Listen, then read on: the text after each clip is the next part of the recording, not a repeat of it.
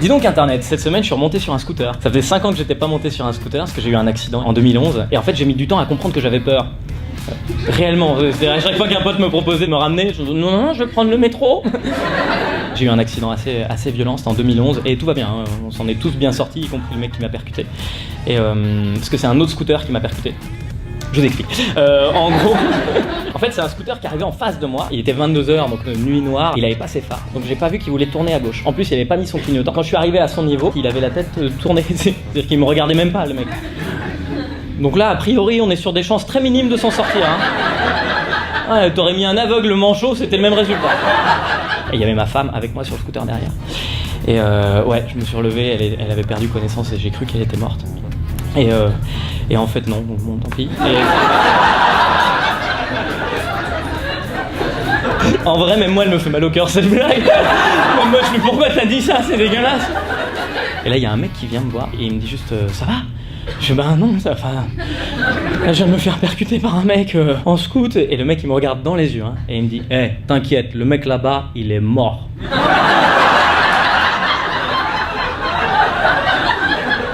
C'est censé être rassurant. Genre voilà une bonne nouvelle. C'est vrai qu'il y a des humains qui pensent comme ça, qui disent quand tu souffres, s'il y a d'autres personnes qui souffrent plus, c'est mieux. Du moment que c'est loin. Et là j'ai repensé évidemment aux affiches du maire de Béziers.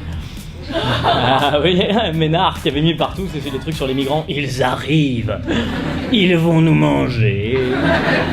Et puis cette semaine, quand on voit ce qui s'est passé à Alep, évidemment, on voit bien que les migrants, ils étaient pas en recherche de vacances gratos. Ils ont réussi là, heureusement, à sauver des civils aujourd'hui.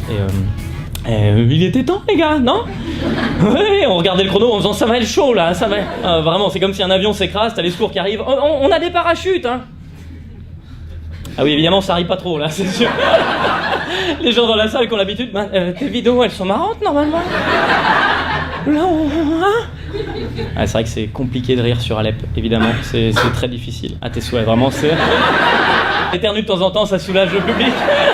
Les gens font ouf. À chaque fois qu'il éternue, on rigole, on fait ça, voilà. En plus, on sait pas quoi faire, réellement. C'est même l'ONU sait pas quoi faire. Donc là, t'en es à un stade où... L'Organisation des Nations Unies, donc si tu veux, à la base, ils sont faits pour ça. C'est horrible, t'as l'impression de chercher un bouquin à la Fnac. Tu sais que tu galères depuis des plombes et tu vas voir le mec, il est à son guichet, au milieu des livres, tu lui demandes et il fait c'est pas mon rayon. C'est le rayon de qui, du coup ? L'ONU arrive à rien faire. Bah non, la Russie est parmi les nations qui ont le droit de veto à l'ONU, et donc évidemment, dès que quelqu'un fait « on fait quelque chose pour la Syrie ?» La Russie qui fait « non. Non, nous on a du pognon à gagner là-bas, donc ça nous dérange pas vraiment, si les gens meurent, on peut les tuer, tout va bien. » Quand même, attendez les gars, parce que là, il y a crime contre l'humanité. Ah, tout de suite les grands mots. On peut juste envoyer des avions de ravitaillement pour les populations au sol. Oui, faites ça, oui. Peut-être on va les exploser sans faire exprès, on sait pas. Poutine qui fait plier l'ONU. J'ai vu cette semaine dans Forbes, le magazine, qu'il a été élu l'homme le plus influent du monde. Et en 2, c'est Trump. C'est bien les mecs, on est bien partis, tout va bien. J'ai pas vérifié, mais je crois en 3, c'est Guy Georges, je crois. La Russie décide de faire disparaître une ville de toute la carte, et les gens font nous on peut rien faire. C'est comme si tu te faisais mordre par un chien, tu vas voir le propriétaire, excusez-moi, il m'a mordu. Ah ouais.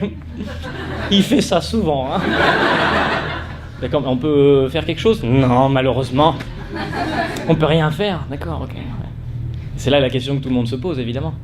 C'est du coup, mais qui est le chien de qui ?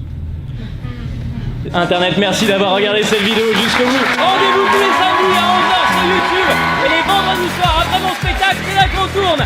Merci, Frantou.